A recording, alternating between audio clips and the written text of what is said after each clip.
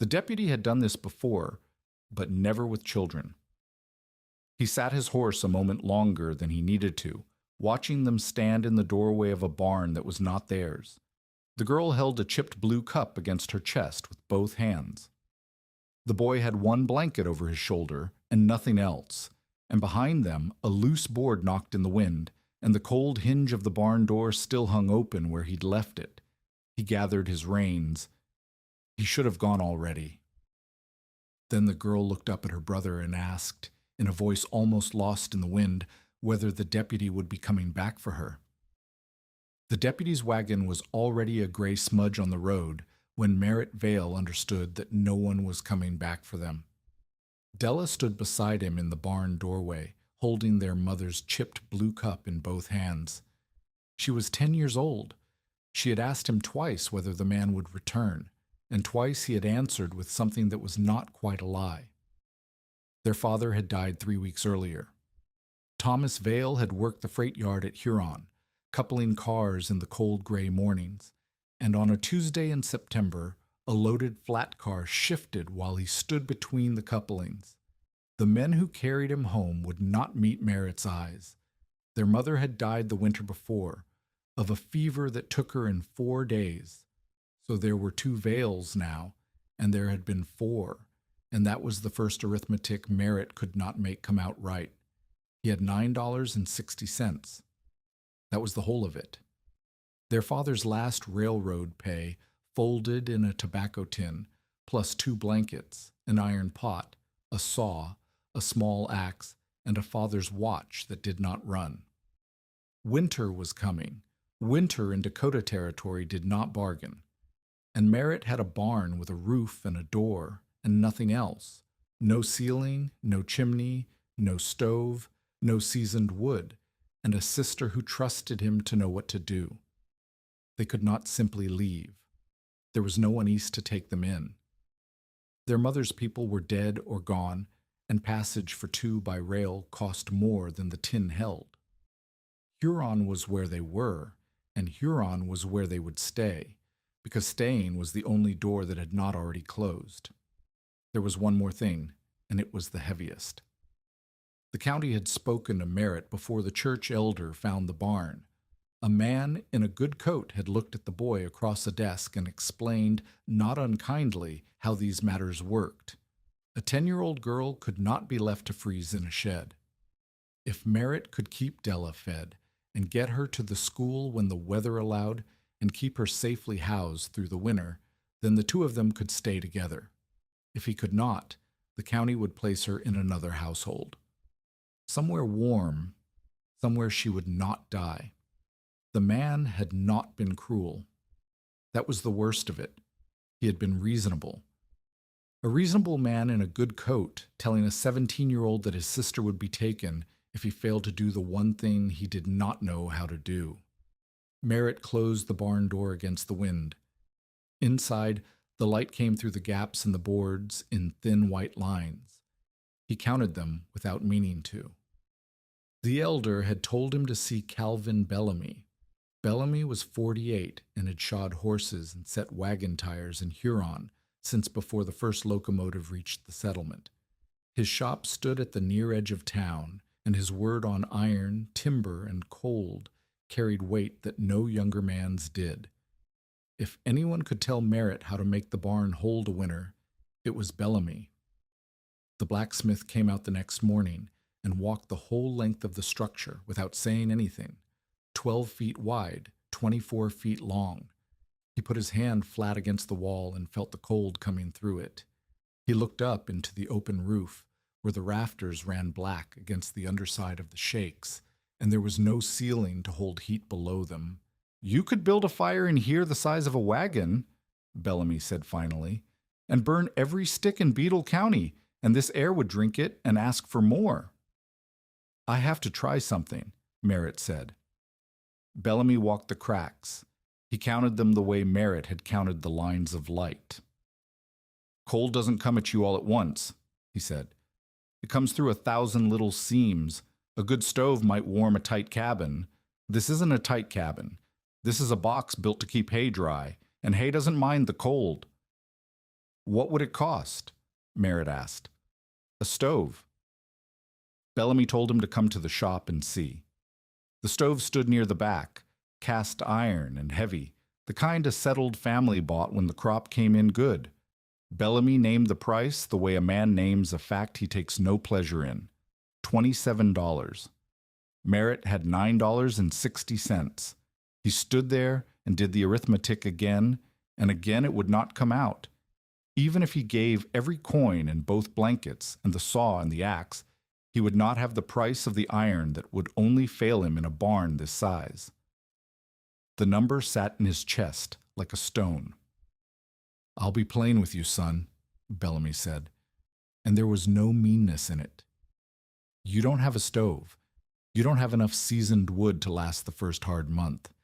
And you don't have walls worth heating. Those are 3 separate problems, and any one of them is enough to finish you." That was the shape of it then. Not one impossible thing. 3. Merritt thanked him and walked back to the barn a mile past the denser streets, and the whole way he heard the man's voice, calm and certain, laying out the reasons he would fail. He was not a clever boy by his own reckoning. He had no schooling past the parts he could steal between chores, and he had never built anything that mattered. What he had was a habit of watching things and remembering them, and that summer past he had spent watching Calvin Bellamy. Merritt had swept the smithy floor for pennies through July and August. He had carried water and hauled ash and stayed out from underfoot, and while he worked he had watched the blacksmith set wagon tires. He had seen how Bellamy heated the iron rings in a ground fire until they glowed, then dropped them hot over the wooden wheels so the metal would shrink tight as it cooled. And he had noticed a thing that no one else in the yard seemed to think worth noticing. The iron stayed hot. Long after the fire had died to gray ash, long after the sparks were gone and the wheel was fitted, and the men had moved on to the next job, the discarded tire iron in the dirt would still burn your hand if you touched it wrong. The wood cooled fast. The iron held on. He remembered something else, too, from further back. His mother, on the coldest nights, wrapping flat irons in cloth and warming them at the kitchen fire, then carrying them to the foot of the bed. He remembered how the iron kept its warmth after the kitchen fire had gone dark.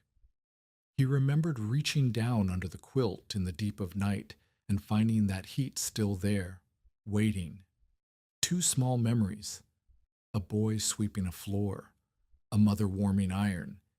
He did not yet know what to do with them. He only knew they would not leave him alone. The first real freeze came early that year. Della woke to find a skin of ice on the wash basin and her breath hanging in the barn like smoke. Merritt built the fire up too high, too fast, frightened by her shivering, and by morning he had burned through nearly a third of the little wood he had gathered.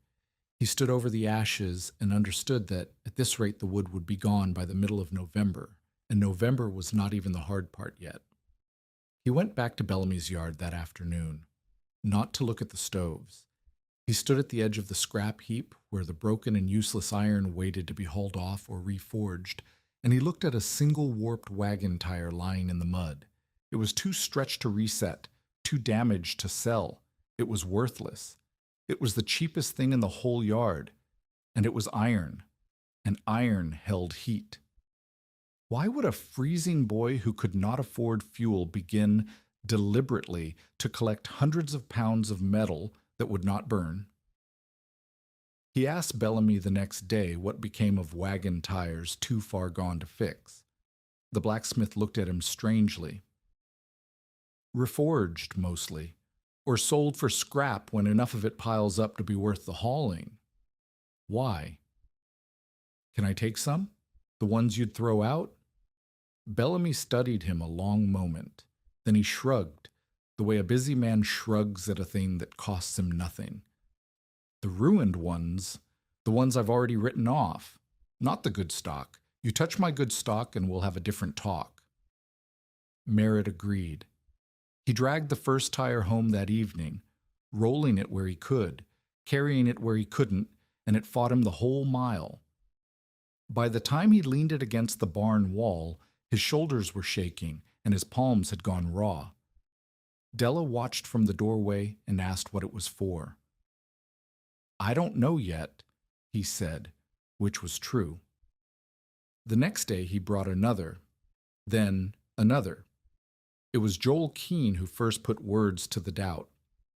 Joel was 19, a stable hand with quick hands and a quicker tongue, and he had helped Merritt roll one of the heavy rings across the last stretch of frozen ruts out of plain neighborliness. But when Merritt explained haltingly that he meant to keep the iron near his fire, Joel stopped and set his end down in the mud. "Say that again," Joel said. "The iron gets hot," Merritt said. "It stays hot after the fire's out. Wood gets hot too, and wood you can burn." Joel wiped his hands on his coat. "You've got no wood to spare and no money for more, and you're spending the only strength you've got hauling something that won't ever catch fire. You feel the wrongness of that?" "A man freezes, Merritt. He doesn't freeze less for standing next to a cold hunk of metal." "It won't be cold. That's the whole—" "You need wood," Joel said, not unkindly, the same way Bellamy had not been unkind. "That's the beginning and the end of it. You need wood, and you're hauling scrap." Merritt had no answer that would hold up. Not yet. He could feel the shape of the idea, but he could not make it stand on its own legs. And a thing you cannot explain is a thing that sounds, out loud, exactly as foolish as Joel made it sound. So he said nothing, and Joel shook his head and went back to the stable, and Merritt rolled the tire the last few feet alone. He decided to test it. He had to know. That night he set one iron ring on its edge beside the cooking fire, close enough to catch the heat, propped with 2 stones so it would not tip into Della's bedding. He fed the fire, and they ate, and they talked a little about their father the way they did when the dark got long, and then the fire burned down to coals and then to ash. He waited. When he judged the fire well and truly dead, he reached out fast and laid his hand against the ring and jerked it back with a hiss. Della laughed. It came out of her before she could stop it. A real laugh, the first he had heard from her since the men carried their father home. He looked at her, startled, and then he was almost laughing too, shaking his stinging hand in the cold air. But he had learned something. He touched it again, carefully this time, from the far side. 2 hours the fire had been out, and one arc of that iron was still warm enough to feel through the chill. It worked. The principle was true. It was also useless. One ring, one narrow band of warmth in a barn 12 feet by 24. You could not sleep against a wagon tire. You could not raise a sister on the heat of a single arc of metal. The idea was true and too small, and being true did not make it enough. So he thought bigger. He propped 3 rings around the fire the next night, close in, crowding the flame from 3 sides to catch as much of its heat as the metal could hold. It nearly killed the fire. The iron crowded the flame so tightly that the fire could not draw its air. Smoke rolled up thick and did not rise clean, and it hung and spread and stung their eyes, and Della started to cough. Merritt kicked the rings away and threw the door open to the freezing dark, and they stood outside in the cold, gulping, clean air, while the smoke bled out of the barn behind them. That was the second lesson, and it was harder than the first. The iron was worthless if the fire could not breathe. A fire is a living thing. It needs to pull air in and push smoke out, and if you wall it up with metal, it will choke, and choking, it will turn on you. Heat that fills your lungs with smoke is not survival. It is a slower way to die. He sat in the cold that night with Della asleep at last against his side, and he made himself look at the thing squarely. He did not need to warm the barn. He had been trying to warm the barn, and the barn could not be warmed, and Bellamy had told him so on the first day. He needed to warm less, much less. He paced it out the next morning in the gray light. An 8-foot square around their 2 bunks. He would build a room inside the room, walls of salvaged board and canvas and old grain sacks and the 2 quilts, a small tight box set inside the great leaking box of the barn. The barn would be the weather shell, taking the wind and the snow. The children would live inside a second, smaller shelter, and the iron would stand beside it with room to breathe, banking the heat of a small, clean fire and giving it back through the long, dark hours. It was not a stove. It was not anything with a name. But for the first time since the deputy's wagon had disappeared down the road, Merritt Vale looked at the barn and did not see only the reasons he would fail. But he had the mass and no safe way to use it, and one smoky night had already shown him the idea could kill Della as surely as the cold. The town began to notice. You cannot drag hundreds of pounds of iron through a settlement mile by mile without men seeing you do it. By the 3rd week of October, there were 11 wagon tires stacked against the Ryland barn, rust-streaked and warped, leaning together like a heap of broken wheels waiting for wheels that would never come. Then there were 14. Then 18. People talked. In a small place, people always talk, and a freezing orphan boy hoarding useless scrap was better talk than most. They began to call it a name. Merritt Vale's Wheel Graveyard, they called it, and the name traveled the way names do, faster than the truth and lighter. He heard it and kept hauling. There was nothing else to do. It was in the 4th week that Orrin Mott came to the barn, and Mott was a different kind of trouble than the others. Mott was 39, lean and sharp-faced, and he made his living from exactly the thing Merritt was doing for nothing. He bought worn hardware and scrap iron off the liveries and the repair shops, bundled it up, and resold the usable pieces for more than he paid. It was honest work, and Mott worked it hard, and now here was a boy going to the same owners, asking for the same worn rims, and getting them handed over free before Mott could bid on the lot. He did not come to the barn to threaten, exactly. He came to look. He walked around the stack of tires with his hands in his coat pockets, and he counted them with his eyes the way a man counts money, and Merritt watched him count. You've got near $200 of resettable iron here if a man knew how to sort it, Mott said, and you're leaning it against a barn to rust. It was going to be thrown out. Some of it, not all of it. You've been to Peterson's and to the yard behind the depot, and you got there before I did. Mott turned and looked at him, and his face was not cruel, only cold and certain, which was worse. I don't hold it against a boy for being hungry, but you're taking iron out of my hands, and I make my living on that iron, and I'd think on that if I were you. He went to Bellamy after, and Merritt heard about it.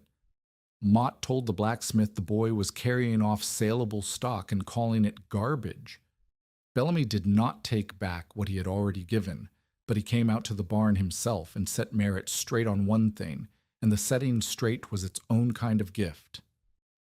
The ruined pieces I gave you are yours, Bellamy said. But don't you go taking iron off a man's yard just because it's sitting outside and looks poor to you. Poor looking isn't the same as free. You ask every time, and if the answer's no, you walk away with nothing. You hear me? A man in your place can't afford to be called a thief. That's the one thing you own that's worth more than iron. Merritt heard him. He never took a piece again without asking. The public reckoning came at the smithy in front of men. Merritt arrived pulling 2 mismatched tires roped behind a handcart. The cart's wheels sunk half to the hub in the churned cold mud of the yard. Mott was there. 3 or 4 other men were there, warming their hands and their tongues. And when they saw the boy hauling his scrap up the road, one of them said something, and Mott answered loud enough to carry. "Planning to roll the whole barn south for the winter?" Mott called. Get ahead of the snow? The men laughed. It was not vicious laughter. It was the easy laughter of men who are warm and fed watching a boy do something that makes no sense to them, and that easiness was somehow harder to stand than cruelty would have been. Then Bellamy spoke, and his line was the one that landed and stayed. A wheel tire belongs on a wheel, boy. The blacksmith said it plainly, not laughing, which gave it weight. It won't make you a stove. Merritt stood in the cold mud with the rope biting his shoulder, and every man in the yard watching to see what he would do. He did not defend himself. He had no words that would survive being said out loud in front of men who already knew he was a fool. Every explanation he could reach for would only prove their point. A freezing boy talking about heat he could not yet make.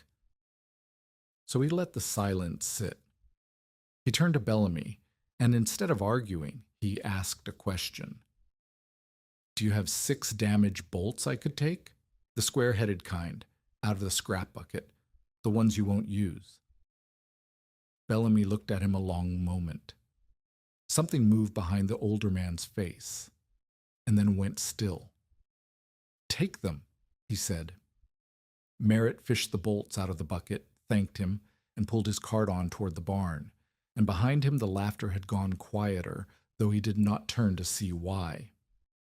Tell us in the comments, have you ever kept working on something that looked foolish to everyone but you, when you knew you couldn't yet explain why? The hardest blow did not come from Mott, or from Bellamy, or from any man in the yard. It came from Della. The children at the school had taken up the name. Wheel graveyard, they said to her. Is that where you live now, in the wheel graveyard? And they said it the way children say things, without knowing the weight of them. And Della carried the weight home. She was quiet through supper, quieter than the cold and the grief already made her, and finally she asked him, small, whether he could stop bringing the tires. They laugh at you, she said, at the school. They say you're touched. Merritt sat with that. Mott's ridicule he could set down and walk past. This he could not. This was the one person he was doing all of it for, asking him to stop doing it. He thought hard about selling the iron. There was near $200 in it, Mott had said, if a man knew how to sort it, and even a fraction of that would buy wood and food and the price of not being laughed at. He could sell the wheel graveyard and buy them a warm month, and Della would not be touched any more in front of the other children. A warm month. And then February, with the money gone and the wood gone, and nothing between Della and the cold but a leaking barn. He had already done that arithmetic. It came out the same as all the others. So he did not sell the iron. He sold the watch. Their father's watch did not run, and never would, but it was silver-cased, and it was the last thing in the world that had belonged to Thomas Vale and no one else. Merritt carried it to the store and laid it on the counter and took what they gave him, and it was enough for food and a length of stovepipe, and a few days of not deciding anything. It was not enough to make him feel he had done a small thing. He walked out of the store with the pipe over his shoulder and the tin lighter in his pocket, and that was when he saw the man standing in the road. An older man, past 50, with a workman's coat and a hand that he held a little stiff at his side. He was not going anywhere. He had stopped in the middle of the road, and he was looking past Merritt, up the rise toward the Ryland barn, where the wagon tires stood stacked against the wall in the gray light. Every other man in Huron who had looked at that stack had seen a heap of ruined iron and a foolish boy. This man was looking at it the way Bellamy looked at a horse's hoof, or the way Mott looked at a pile of scrap. He was looking at it like it meant something. Why did this one man, alone in all of Huron, look at the wheel graveyard and not laugh? Merritt did not speak to the man that day. When he looked again, the stranger had gone on down the road, stiff, hand and all, and there was only the wind and the long walk home with the pipe cutting into his shoulder. There was no more time to wonder about strangers. The season had turned while he wasn't watching it, the way it always does, and now every day was shorter than the last and colder at both ends. He had 18 days, by his count, before the deep cold set in for good. He had a barn, a heap of iron, a length of stovepipe, and no more watch to sell if the arithmetic went wrong again. He began to build. The inner room came first. He paced the 8-foot square again and drove stakes at the corners, then built a frame of salvaged board. Pieces begged from the depot's broken crating, boards pried loose from a collapsed fence with the owner's leave, anything flat that would stand. Where he had no board, he stretched canvas and old grain sacks, layering them double and triple against the wind. He worked in the cold with hands that would not warm, and the frame went up crooked the first time, and he tore it down and did it again. Della helped where she could, holding boards steady, passing him the square-headed bolts, reading him the marks on the folding rule when his eyes blurred. She had stopped asking him to quit. She had watched him sell the watch, and she had understood, in the way a 10-year-old understands things she cannot say, that he was not doing any of it for the reasons the town thought. The walls of the small room rose to head height. He left a low door on the side away from the wind, a gap he could close behind them with a hung quilt. Inside the box he set the 2 bunks close, and between them and the barn wall he cleared a space for the fire and the iron. His body paid for every hour of it.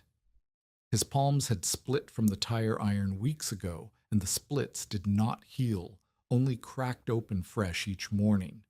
His right shoulder, the one the rope rode on, had swollen so that he could not raise that arm above his head, and he learned to work one-handed and hated how slow it made him. He began quietly to cut his own share of the food so that Della's would be larger, and he told her he had eaten already at the shop, which was the second not quite lie he had told her, and he wondered how many more the winter would ask of him.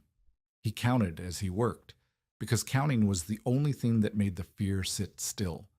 14 days now until the deep cold. The inner walls were up, the pipe was not set, the iron was not arranged, and he did not yet know how to arrange it without choking the fire, because the last time he had tried he had filled the barn with smoke and put his sister to coughing in the dark. He knew the principle.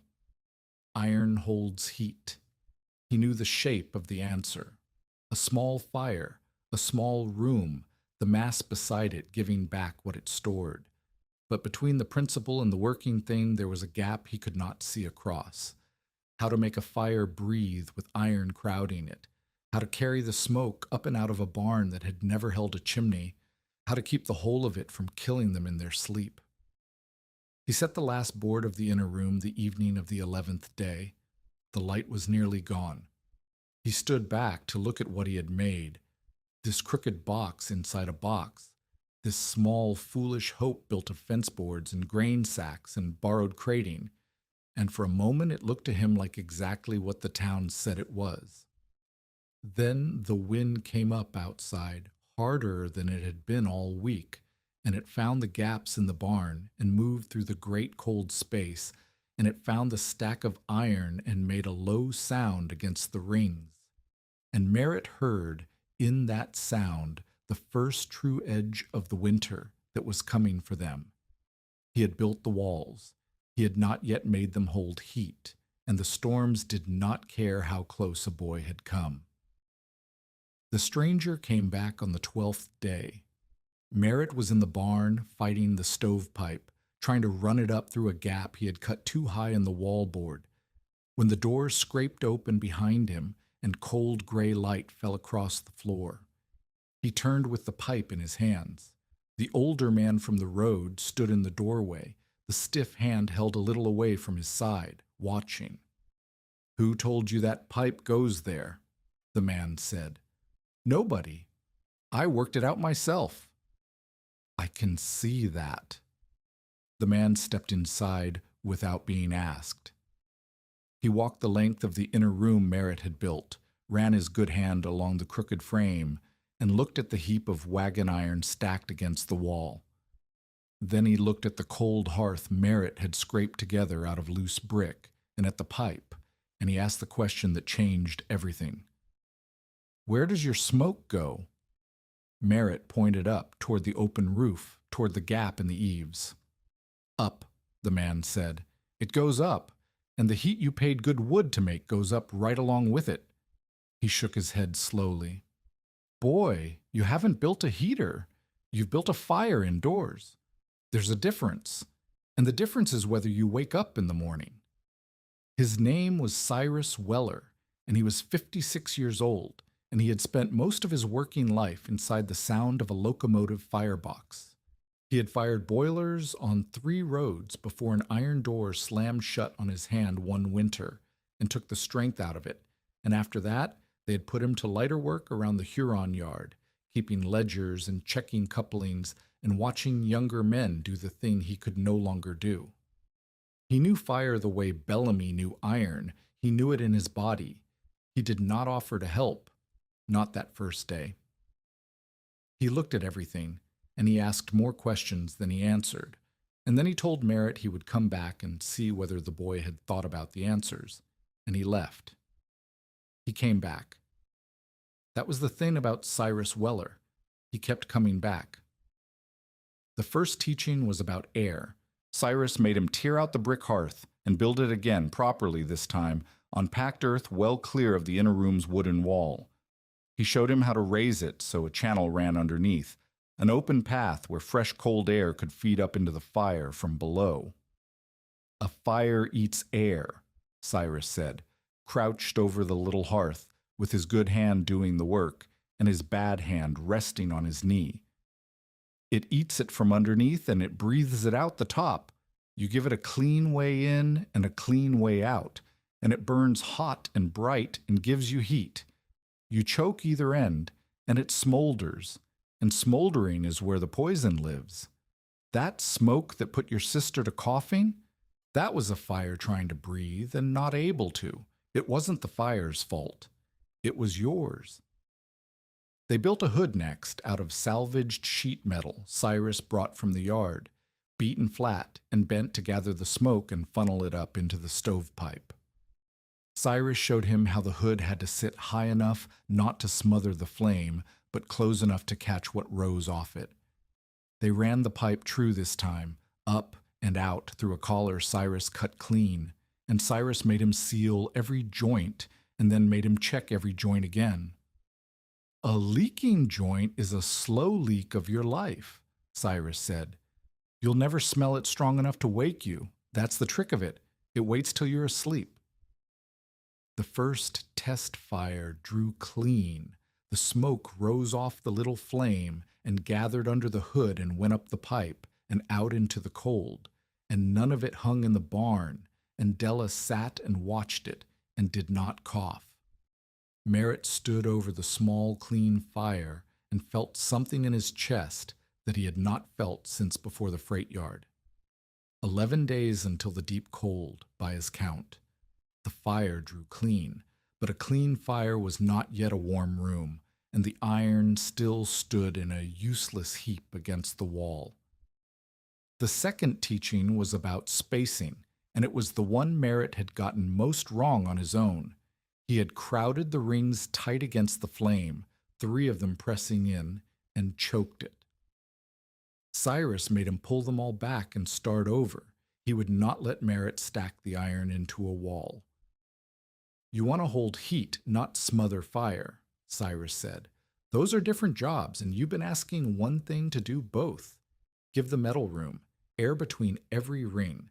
The fire heats the air. The hot air moves through the gaps and touches all that iron, and the iron drinks it up. Pack them solid, and you've built a chimney with no draft. Space them, and you've built a sponge." They arranged the tires around the rear and the 2 sides of the hearth. Never across the front, never a sealed dome, always open where a man stood to tend the fire. Two staggered layers, the gaps of the inner ring covered by the metal of the outer, so the heat had a long crooked path to travel and touched more iron on the way. Cyrus counted them as they set them, 30 rings, mixed sizes, warped and rust-streaked and worthless, arranged now with the care a man gives to something that matters.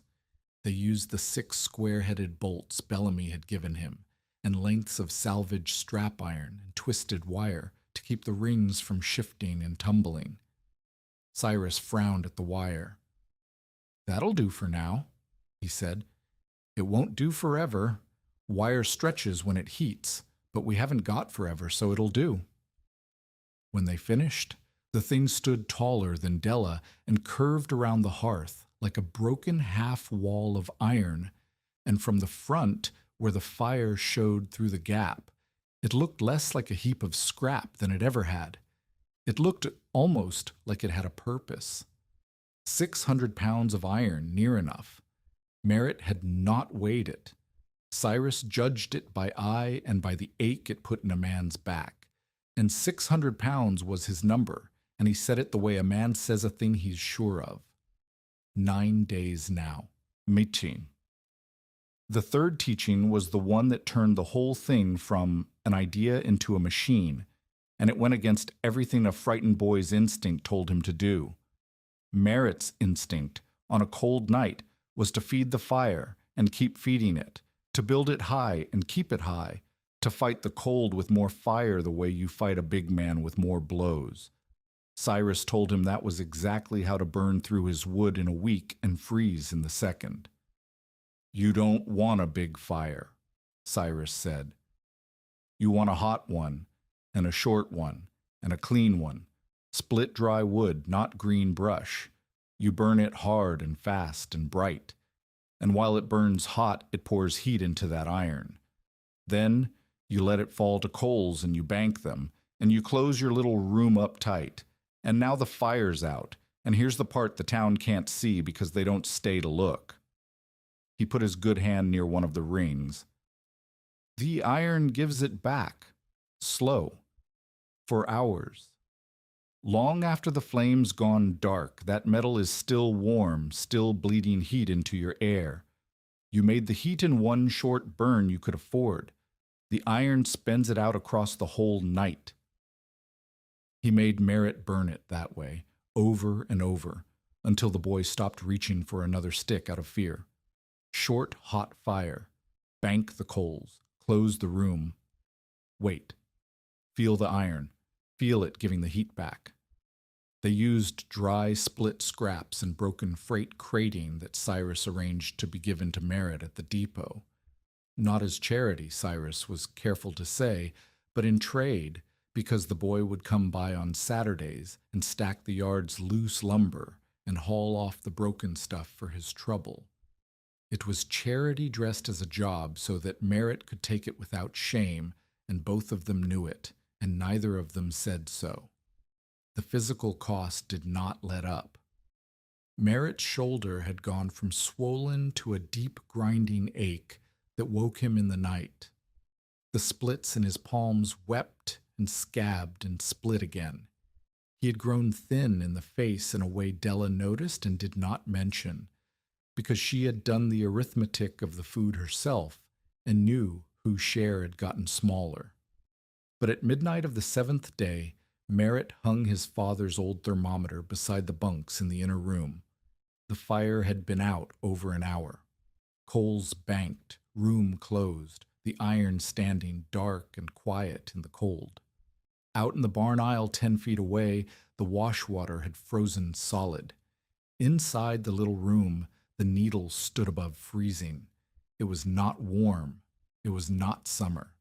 It was a thin margin of survival held open by a heap of scrap in the dark, and it was the first true victory Merritt Vale had won since the deputy's wagon disappeared down the road. The setbacks came the way they always come, once you have let yourself hope. One of the older rings, the one with a bad weld from some long ago repair, cracked with a sound like a rifle in the cold and shed a curl of iron onto the packed floor. Cyrus pulled it out and studied it, and said it was no matter. They had 29, but Merritt did not sleep that night for listening to the others tick and settle in the dark, waiting for another to fail. A ring shifted where the wire had stretched, just as Cyrus said it would, and leaned into the ring below it, and the whole rear layer swayed and nearly went over before Merritt caught it with his good shoulder and held it, gasping, until Cyrus could brace it. A pipe joint that had seemed tight opened a hair under the heat, and one evening the barn filled again with the thin blue smoke Merritt had learned to fear, and Della coughed in her sleep, and Merritt tore the fire apart with his bare hands, and threw the door wide to the killing cold, and stood there shaking, ready to give the whole thing up. Cyrus would not let him rush the repair. "You're scared," Cyrus said. "Good. Stay scared. A man who's not scared of a fire indoors is a man who's going to burn or choke. But scared doesn't mean fast. Scared means careful. You fix that joint right tonight, cold, before you light another flame. Heat isn't worth a thing to you if the air kills you first." 6 days. Then 5.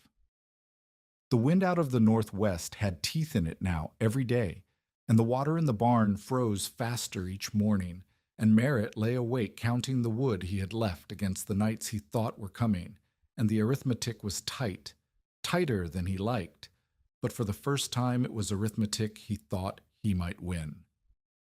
Bellamy came out to see it. He did not come to help. He came the way a man comes to look at a thing the whole town is still talking about, to see it for himself so he could speak on it with authority.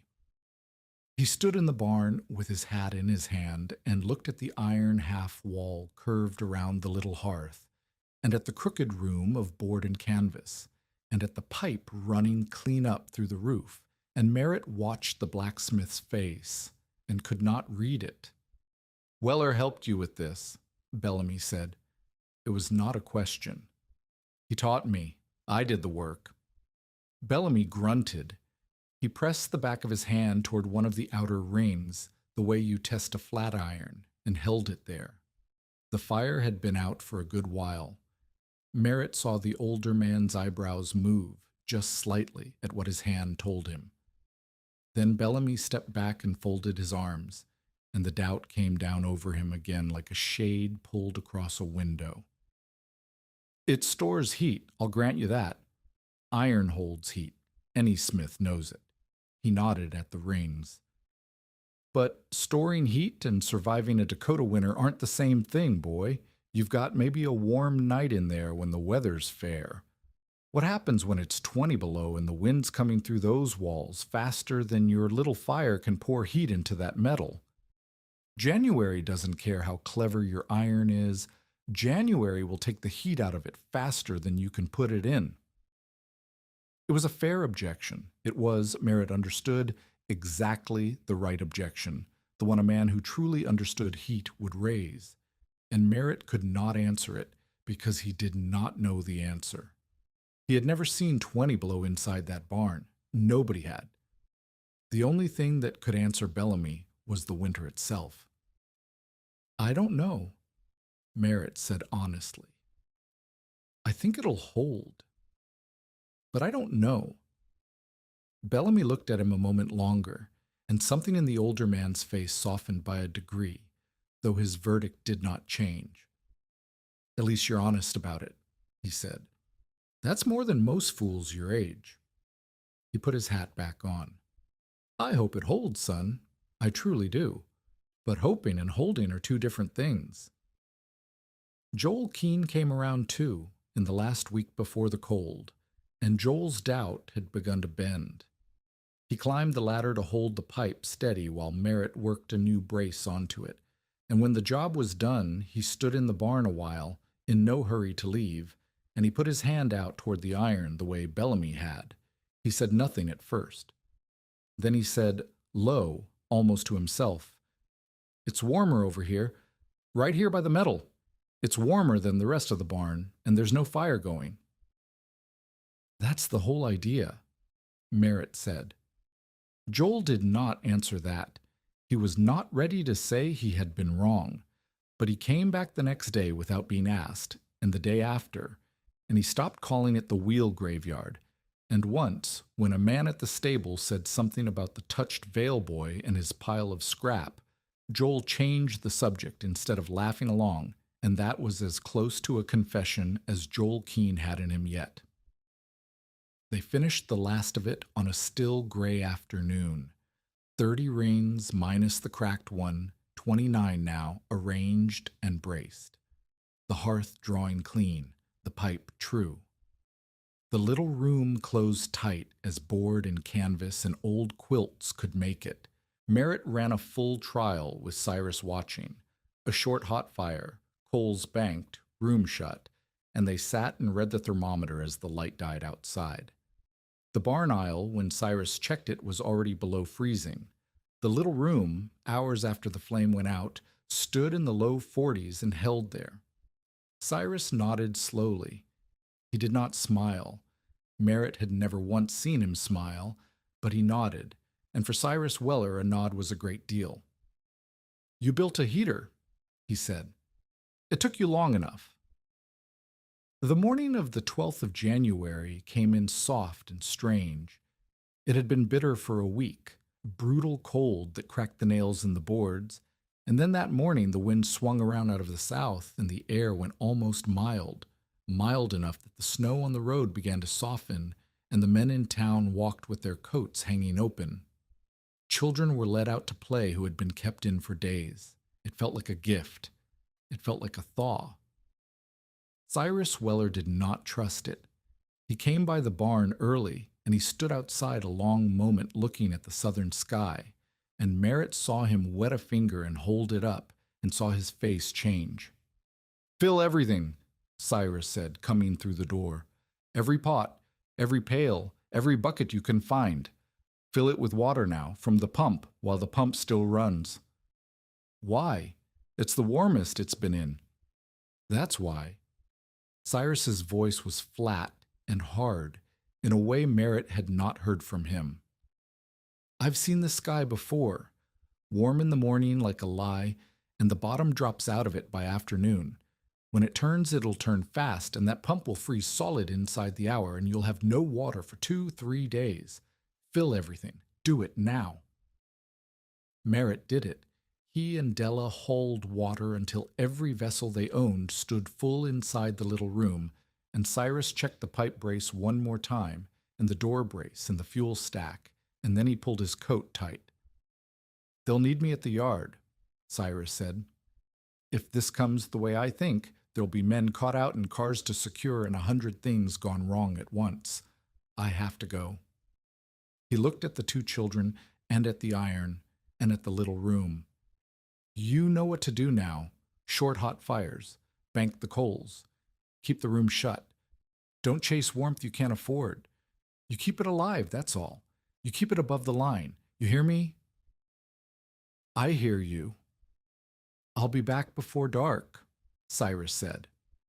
He went out into the soft, strange morning, stiff hand and all, and turned toward the railroad yard, and Merritt watched him until the rise of the road took him out of sight. He would not be back before dark. The wind came for them a little after noon. There was no gradual worsening. There was the soft, mild morning, and then there was a wall.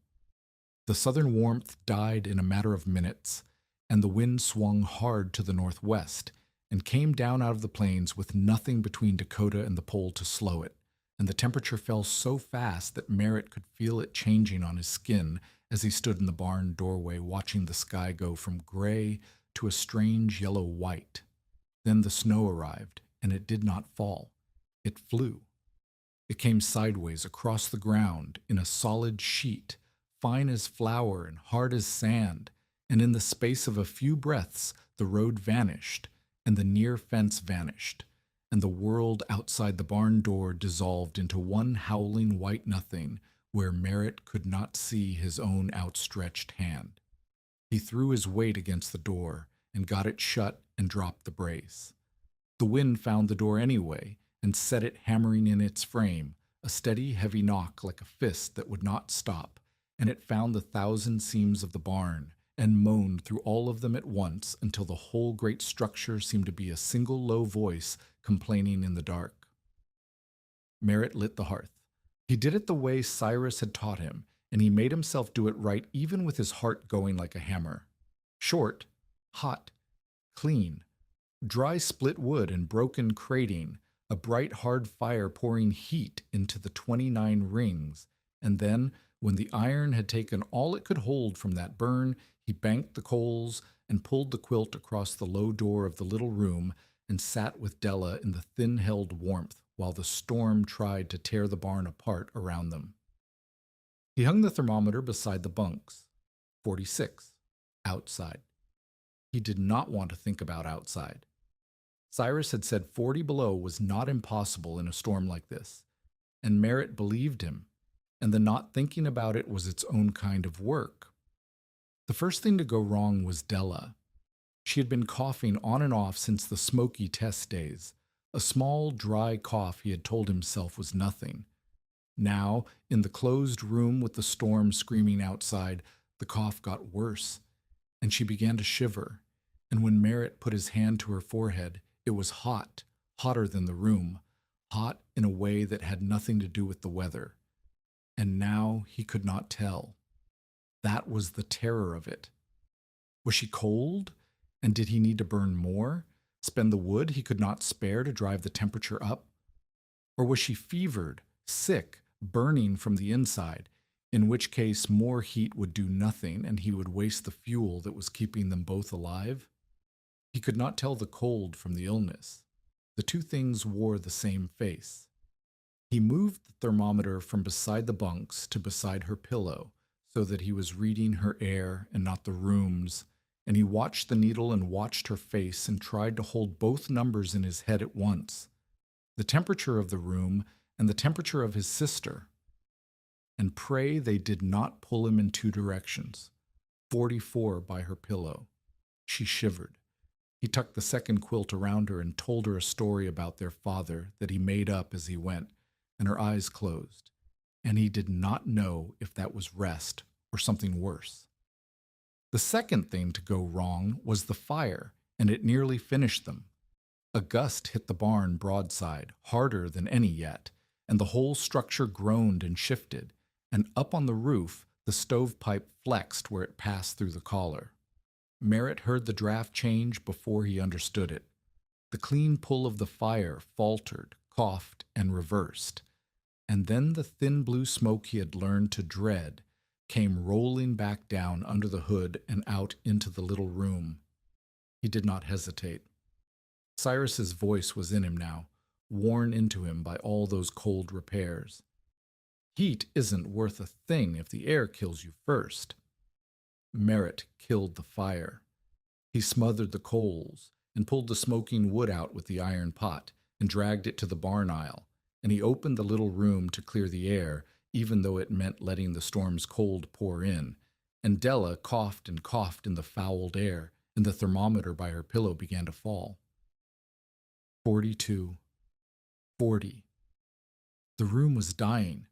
He had put out his own fire in the middle of a blizzard, and the wind was taking the heat now faster than he could have believed, dragging it out through every seam Bellamy had warned him about. And this was the moment the iron did the thing it had been built to do. There was no flame. There was no fire pouring heat into anything. But the 29 rings stood dark and quiet in their staggered layers, 600 pounds of metal that had drunk deep from that first hard burn.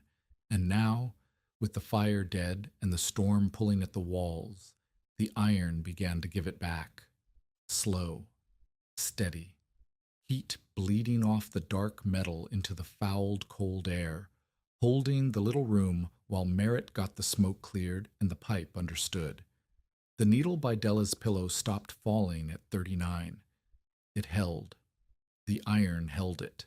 Merritt looked up at the pipe where it flexed and understood he would have to go up there, into the loft, in the middle of the storm, and fix the draft, or the fire could never be safely lit again.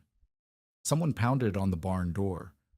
For a wild instant, Merritt thought it was the wind, the same heavy hammering the door had been doing for hours.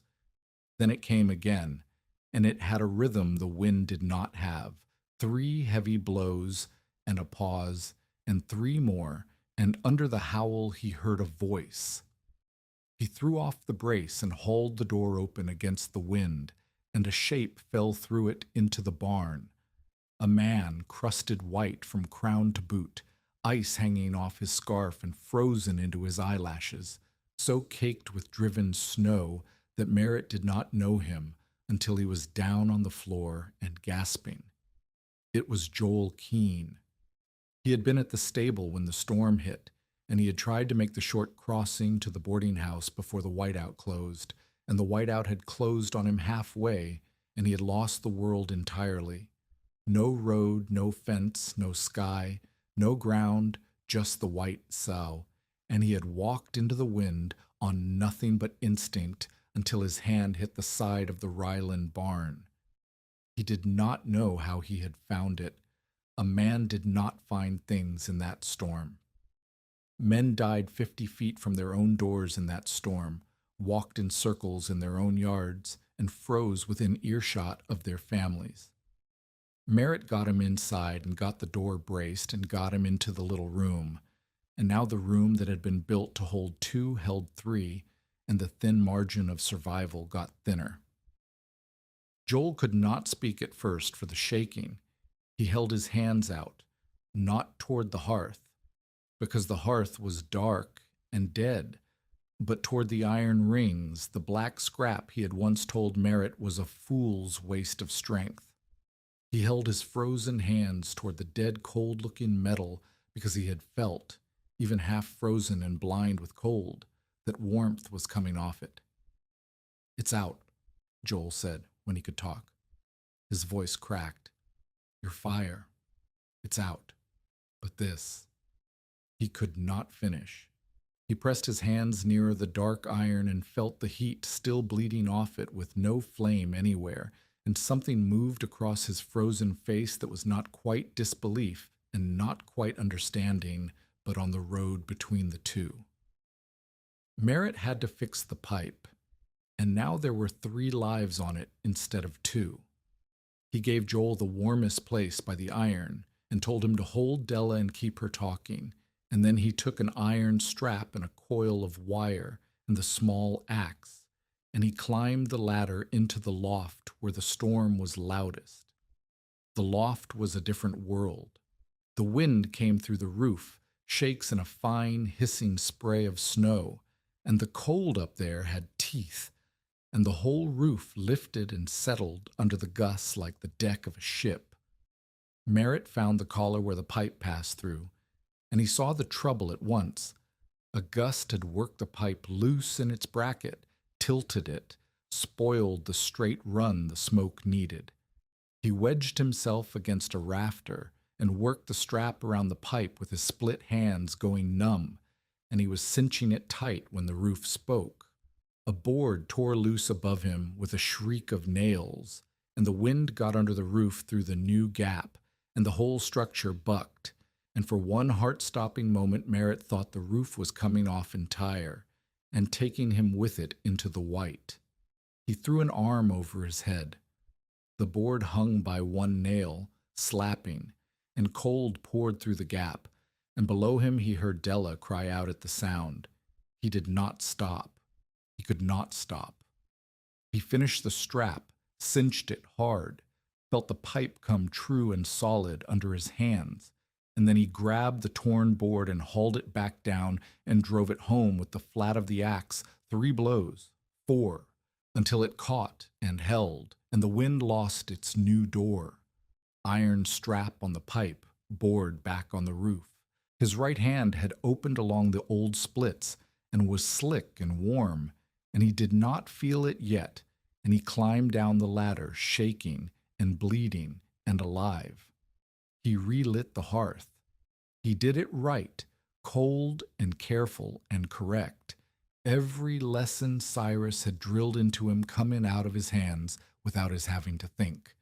The clean draft, the spaced iron, the short, hard, bright burn.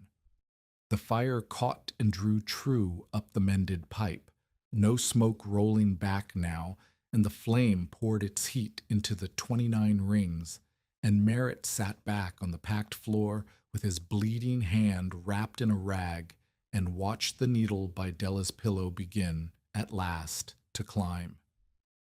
He had done it alone. Cyrus was not there.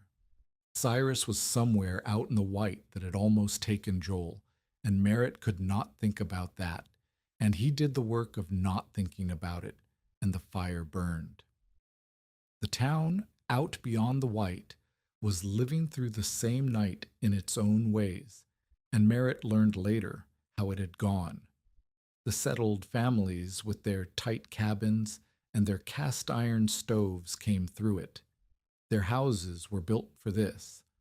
A good stove in a small chinked house held a family fine, and Merritt never once believed otherwise, and the story he would tell later never pretended he had beaten a proper stove. That was not the point, and never had been. The dying happened at the edges. It happened to the man caught out on the road between his barn and his house, the way Joel had almost been caught. It happened in the drafty sheds and the half-built claim shacks with no stove at all, where families had nothing but a fireplace that ate wood by the armload and gave the heat straight back up the flue. It happened to the stranded travelers off the stalled trains and the herders who went out after stock and did not find their way home, and the school children. This was the storm that took the school children all across the plains, sent home early into the white, and lost between the schoolhouse and the farm. That was the danger. Not the warm houses, the cold edges, where a stove was a luxury and shelter was a guess. And in the Ryland barn, a mile past the denser streets, in a shed that should, by every reasonable reckoning, have been one of those cold edges, 2 children and a half-frozen stable hand sat in a little room of board and canvas above the freezing line, because a boy had spent his last strength dragging worthless iron through the mud. Near midnight the wood ran low. Merritt had burned more than his plan allowed, because the storm pulled harder than any test, and because there were 3 of them now breathing the heat instead of 2. He counted the fuel by the light of the coals, 7 pieces of split wood and broken crating. Then, an hour on, 6. Della's cough had gone deep and wet, and her fever had not broken, and Merritt sat with the wood on one side of him and his sister on the other, and did the coldest arithmetic of his life. So many pieces, so many hours until dawn, and dawn was only a guess because he could not see the sky. So much heat per burn, and so much heat lost per hour to the screaming dark. If he burned to keep Della comfortable, warm the way a sick child should be warm, he would be out of wood before morning, and then they would all follow the outdoor temperature down into the killing cold. If he burned too little, the fever child would chill. If you're holding your breath for Merritt and Della right now, stay with us, because the question has stopped being whether the iron gets hot. The iron is hot. The question is whether the heat can be made to last longer than the storm. He stopped chasing comfort. It was the hardest thing Cyrus had taught him and the last thing he understood, and he understood it fully only there, in the dark, with 6 pieces of wood and a sick sister and a stranger's life added to his own. Don't chase warmth you can't afford. You keep it alive. You keep it above the line. He let the room cool, on purpose. He fired the hearth hard and short, poured everything that burn had into the iron, banked it, shut the room, and then he let the needle fall, not toward the killing cold, but down out of comfort and into a bare survivable range, and he let the iron be what Cyrus had built it to be, a buffer, a thing that stood between the little room and the storm and gave up its stored heat slowly across the long gap between one small fire and the next. 48, the needle read, after the burn. He did not touch the wood. 44, an hour on. He waited. 41. Now he lit one piece, a short bright burn, fed the iron, banked it, let it fall again. The barn aisle beyond the quilt was a place of death. Colder than Merritt had ever felt a place be, the frozen water in the far pails gone to solid stone. But inside the little room the needle swung in its narrow band, 41, 45, 42, never spectacular, never warm, never once following the outdoor cold down into the dark where it wanted to go. The iron would not let it. 600 pounds of scrap that the whole town had laughed at stood in the black between the children and the storm and refused, rein by rein, hour by hour, to give the cold what it came for. Joel understood it before Merritt said a word. He sat with the sleeping Della's head against his shoulder, and he watched the needle hold in its band while the barn beyond died of cold, and he said, quiet, hoarse, "You're not trying to make it warm?" "No," Merritt said. "You're just not letting it get cold." "That's the whole of it," Merritt said. "That's all it ever was." Joel was quiet a long time. Then he said, "I told you that you needed wood, back at the start. I told you that you were hauling scrap for nothing. I remember." "I'd have died tonight 50 feet from a door I couldn't find," Joel said. "And you kept 2 children alive in a hay barn with a heap of rims I told you to throw away." He shook his head slowly in the dark. "I don't know what I was looking at all that time. I don't know how I didn't see it." Near dawn, a dawn he could only guess at, because the white still screamed outside and the door still hammered, Merritt lit the last major fire. He fed it the last of the wood that could be spared, held back only 2 pieces against a need he could not name, and he burned it hard and bright and clean and poured the last of it into the waiting iron. Then he banked the coals for the final time and pulled the quilt tight across the little door and sat down on the packed floor between his fevered sister and the man the storm had nearly killed. He could not tell if the wind was weakening. Some hours he thought it was, then a gust would come, and he would know nothing again. He had no way to measure the storm, only the iron, only the needle in its narrow band, only the slow tick and settle of the cooling metal as it gave back the heat he had spent the night learning how to spend. He put his hand against the nearest ring. It was warm. The fire was out, and the ring was warm, and it would stay warm a good while yet, and Della was breathing, and Joel was breathing, and the needle read 40, above the line, still above the line. Somewhere out in the white, Cyrus Weller had not come back before dark, and dark had come and gone into whatever this gray was, and there had been no knock at the door but Joel's. Merritt sat and listened to the iron tick in the dark and did not let himself finish the thought. Daylight would come. He believed that much. Daylight always came, but when it came, and the white finally lifted, and the town dug itself out of the worst storm anyone living could remember. The old man who had taught him everything he had used to survive the night was still out there, somewhere in it, and no one yet knew whether Cyrus Weller was alive or dead. The wind broke near midday of the second day. It did not stop so much as tire, the way a thing tires when it has spent its rage, and the white that had swallowed the world thinned, and light came through, and then a terrible bright stillness lay over the whole buried plain. Merritt hauled the barn door open against a drift piled waist high and stepped out into a country he did not know. The snow had erased the fences and drowned the road and lay against the barn in long carved waves. The cold was still murderous, but the storm was done, and Della's fever had broken in the deep of the night, and all three of them were breathing, and that was a thing Merritt could not have promised 12 hours before. He had no time to feel it. There were voices on the road.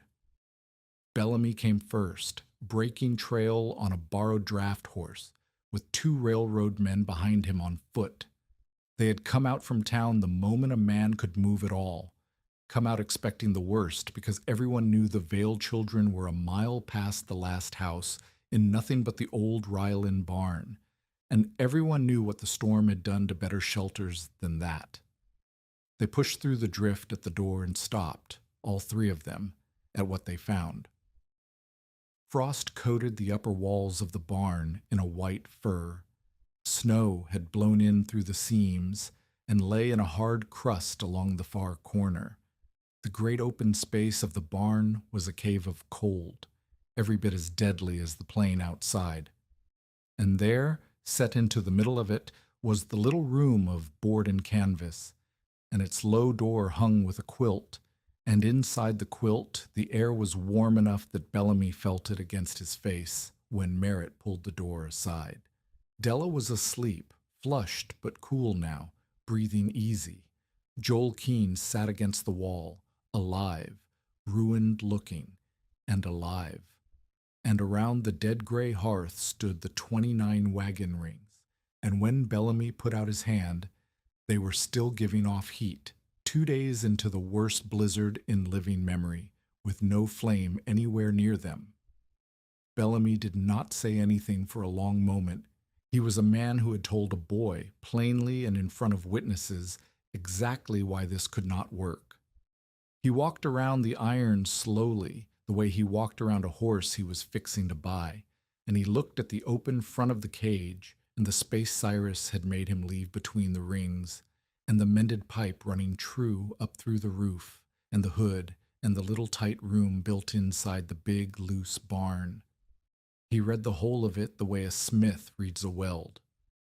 Then he straightened up and he looked at Merritt and he said, "I was right about one thing." "Sir?" "Those tires never became a stove." Bellamy let that sit. Then the corner of his mouth moved. Closest a hard man comes to something softer. "But I was wrong about what else they could become. I looked at scrap and I saw scrap. And you looked at scrap, and you saw a way to keep your sister alive. That's not smithing, son. I don't have a word for what that is. But I was wrong, and a man ought to say so out loud when he's been wrong in front of the same people he was sure in front of. So I'm saying it. I was wrong." It was the most Calvin Bellamy had ever said at one time in Merritt's hearing, and it was worth more than the $27 stove and everything in the shop besides. Then Merritt asked the question that had been sitting in him since dark of the first day. "Cyrus Weller, he went to the yard before it hit. He said he'd be back by dark, and he never came. Is he?" One of the railroad men, a thick fellow named Doran, cut him off, and there was relief in his face. "Weller's alive. Half the yard thought he was dead. He went out after a man who'd wandered from a stalled car, and neither of them came back, and we'd given them up. But Weller got the both of them into an empty freight house down the line and barred the door, and they rode it out in there, 2 days, no fire, wrapped in whatever they could find. Frostbit some. Alive, though. Ornery as ever. First thing he said when we dug them out was to ask had anybody checked on the Vale boys' barn. Merritt turned away so the men would not see his face, and he stood a moment looking at the frost-white wall, and then he was steady again. Cyrus was alive. The old man had gone out into the same white that had nearly killed Joel, had gone out on purpose, after a stranger, and had used the very thing he was always preaching: shelter, stillness. Don't chase what you can't afford. Wait it out to keep two men breathing in a cold freight house for 2 days. He had survived the storm with his principles the same way he had taught Merritt to survive it. Merritt understood, standing there, that he had been taught by a man who lived what he taught, and that this was rarer than any trick with iron. The story of the barn traveled Huron faster than the story of the wheel graveyard ever had.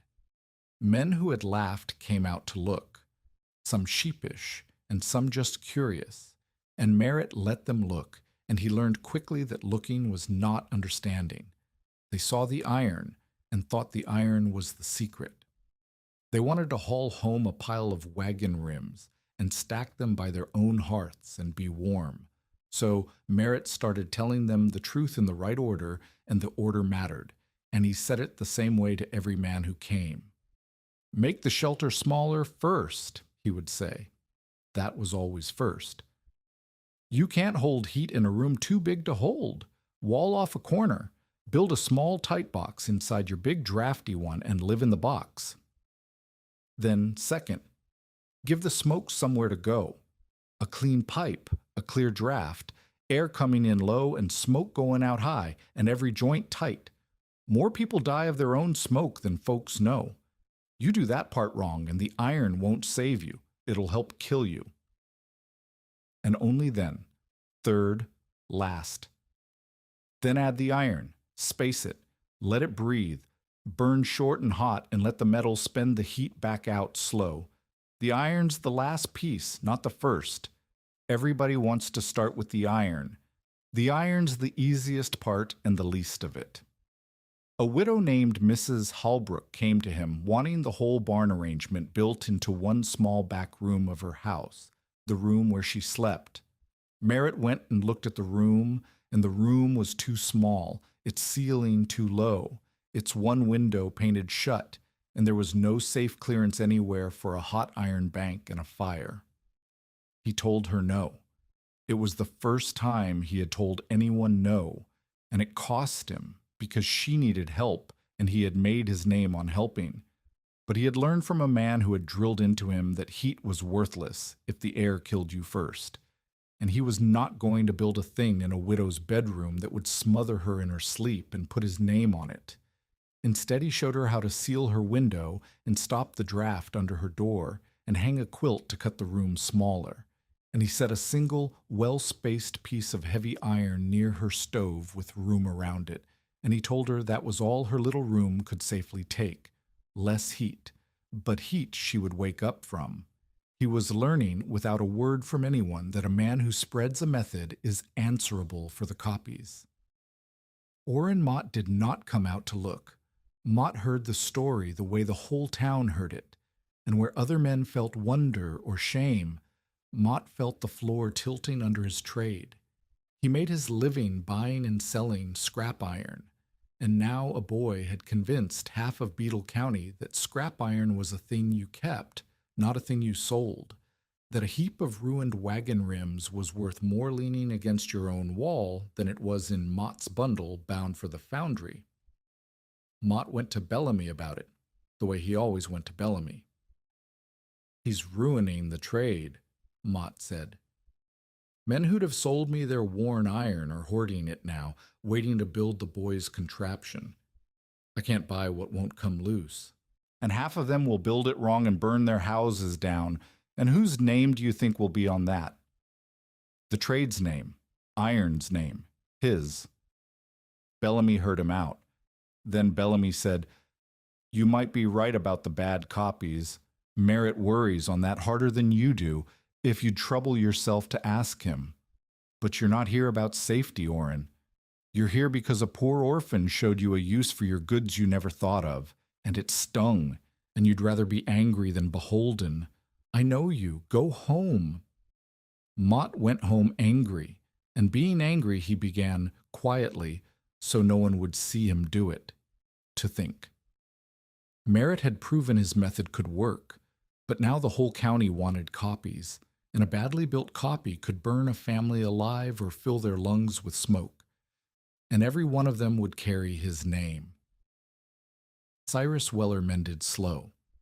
The frostbite cost him 2 toes and the tip of one finger on the good hand, so that now both his hands carried the marks of the fire in their different ways, and he walked stiffer than before.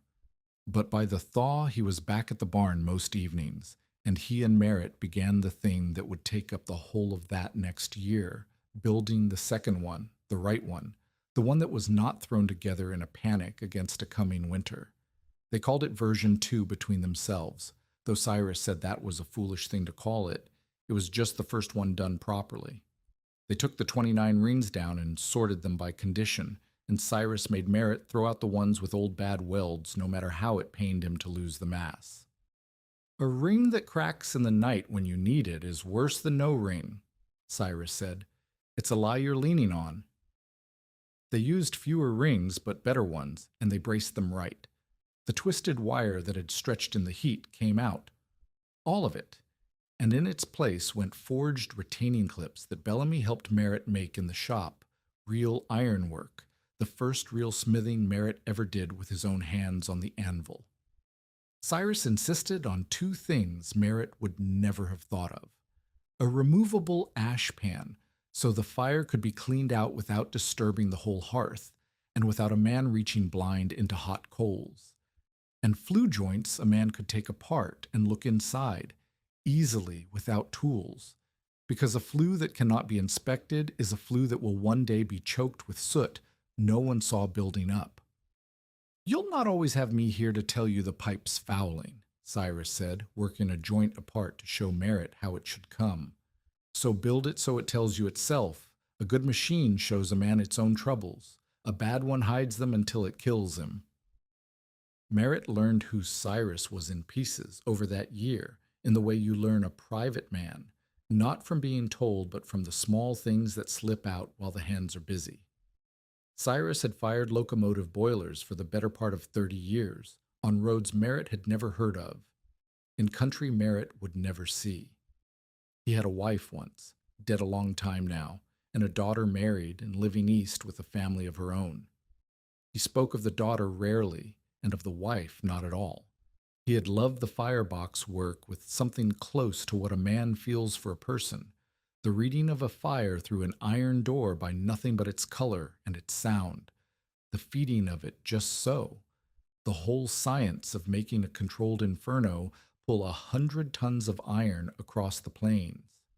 And then the door had slammed on his hand one January morning, and the strength had gone out of it, and they had put him to ledgers. "I used to be the man who understood the fire," Cyrus said once, not bitter, just plain, twisting a clip into place. "Then I was the man who wrote down what other men did with it. That's a long fall, and nobody sees you take it, because it happens sitting down." Merritt understood then why the old man had stopped in the road that first day and looked up at the wheel graveyard when no one else would. Cyrus had seen a boy who had noticed something about how iron holds heat, a thing the whole town walked past, and it had woken up in him the man who used to understand the fire. Merritt had not been the only one saved that year. He had just been the only one who knew he was drowning. They clashed once, badly, and it was over what to do with what they had made. Merritt wanted to spread it. The blizzard had shown him what happened at the cold edges, to the folks with no stove and no money and nothing but a drafty shack. And he could not stand it. Could not stand knowing that a thing existed that might have kept some of them alive, and that he was keeping it to himself and a widow or two. Cyrus wanted to go slow, slower than slow. He wanted Merritt to build each one himself, by his own hand, and inspect each one, and put his name only on the ones he had watched go up joint by joint. "You can't do that for a whole county," Merritt said. "There's more people than there's hours in my day. If I have to build every one myself, then most of them go without, and some of those folks will die this winter that didn't have to." "And if you turn it loose," Cyrus said hard, And a man in the next township builds it out of your instructions and gets the draft wrong and doesn't build the ash pan and stacks his iron solid because he's in a hurry and cold. That family dies of their own smoke, in their sleep, trusting a thing that had your name on it. Which is worse, Merritt? The men you couldn't reach or the ones you reached wrong? They did not settle it that night. It was not the kind of thing that settled. It was the shape of a real argument between two men who both cared and saw it different, and it left a soreness between them for a week. But Merritt carried Cyrus's question in him after that, and he never turned the method fully loose, and he never fully kept it locked up either. And the space between those two things, teach carefully, refuse when it isn't safe, put your name only on your own work, became the way he did it for the rest of his life. The clash did not have a winner. It had a lesson, and the lesson was that both men had been right about the part they were afraid of. Cyrus left the following autumn. It was not sudden, and it was not a deathbed. The hands had gotten worse, the frostbit finger and the old ruined grip, and the Dakota winters were harder on him each year, and his daughter East had written asking him to come and live with her family where it was warmer and there were people to look after an old man. Cyrus was not a man to be looked after and said so, but he was also a man who could read his own decline the way he read a fire, by its color and its sound, and he knew what the reading told him. He came to the barn on his last evening. He did not make a speech. Cyrus Weller had never made a speech in his life and was not going to start on account of leaving. He took something out of his coat and put it in Merritt's hand. It was a fireman's wrench, small and worn smooth, the kind a man carries for a working lifetime until it fits his hand and no other. The steel was dark with age and use. "That opened and shut 1,000 firebox doors," Cyrus said. "Kept 1,000 fires where they belonged. I've no more use for it, and my grandsons East wouldn't know which end to hold." He closed Merritt's fingers over it with his ruined hand. "You know what to watch now. That's the whole of what I had to give you. And you already had most of it before I came. I just told you the names of things you'd already seen." Then he said good night, the same as any night, and he walked out to the wagon that would take him to the morning train, and that was all. No more than that. Merritt stood in the doorway of the barn holding the wrench, and he did not go inside for a long while. The evening came down cold and clear over the buried plain, and the first star showed above the rise where the old man's wagon had gone, and the iron in the barn behind him ticked and settled as it gave back the last of the day's small fire into the dark. He had learned everything he knew of surviving from a man who had lost the one thing he loved and found, late, a boy to give it to. Some knowledge only passes hand to hand, from the ones going out to the ones coming up, and it passes quiet, and it passes small, and it is the most that any of us leave behind. The winter that Cyrus was gone, Merritt found out whether he had learned the man's lessons or only the man's tricks. A hard, cold snap came down in the middle of January, not a blizzard, but a long, deep, still cold, 20 and 30 below for days on end, the kind that finds every weakness and waits. And out at the country schoolhouse 3 miles east, where 20 children came each day from the surrounding farms, the stove failed. Not the whole stove, the fire door. The cast iron door cracked across its face, and its hinge gave so that it could not be shut, so that the stove could not hold a fire, could not control its burn, poured its heat straight and wasteful out the open front, and choked the room with smoke besides. And it was 30 below, and there were 20 children, and the nearest smith who could cast a new door was Bellamy, 3 miles off through the cold, a day's work at best to make and fit. They did not send for Bellamy first. They sent for Merritt. That was the thing he noticed, riding out through the cold with the fireman's wrench in his coat, that a schoolmaster with 20 freezing children had sent before anyone else for the Vale boy. He was 19 now, and somewhere in the 2 years since the deputy's wagon, he had become the man people rode for when the cold came and the iron failed. He could not build his barn contraption in a schoolhouse in an afternoon, and he knew it before he arrived. Different building, different fire, different trouble. The barn device was not a thing to reproduce. It never had been. What he had from Cyrus was not the device. It was the principles under it, and the principles did not care whether the fire was in a hearth or a broken stove. He looked at the cracked door and the failing draft and the smoke rolling into the room, and he did the 3 things Cyrus had drilled into him, adapted on the spot to a trouble Cyrus had never seen. First, he fixed the draft. The smoke had to go, so he improvised a baffle from a sheet of stoveplate and wired it to force the exhaust up the flue and hold the door's gap nearly closed, restoring the fire's breathing. Then he took control of the burn. With the door half shut, he could not run a roaring open fire, so he had them feed it short and hot and steady, exactly the way he fed his own hearth. No waste, no smolder. And then, for the storage, he did the last thing, the thing that was pure Cyrus and pure iron. He had the older boys bring in flat field stones and the heavy iron cook plate from the schoolhouse porch, and he banked them close around the crippled stove with clearance, and made the mass do what the broken door could not, hold the heat and give it back and buffer the room against the cold pouring in the windows. It was ugly.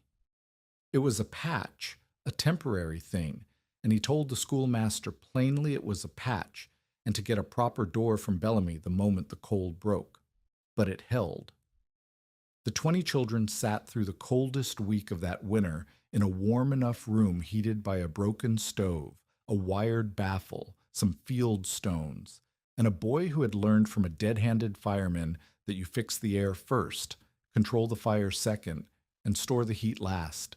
Bellamy came out 2 days later with the new door, and he looked at the patch Merritt had rigged, and he shook his head slow, and what he said Merritt kept for the rest of his life. "Weller taught you the trick," Bellamy said. "But that, out there, nobody taught you that. He's gone, and you did a thing he never showed you because you understood the why of it, and not just the how. That's the difference between a man who's been shown and a man who knows. You know, if this story is reminding you that being prepared is less about owning, more and more about truly understanding what you already have, share it with somebody who'd take that to heart.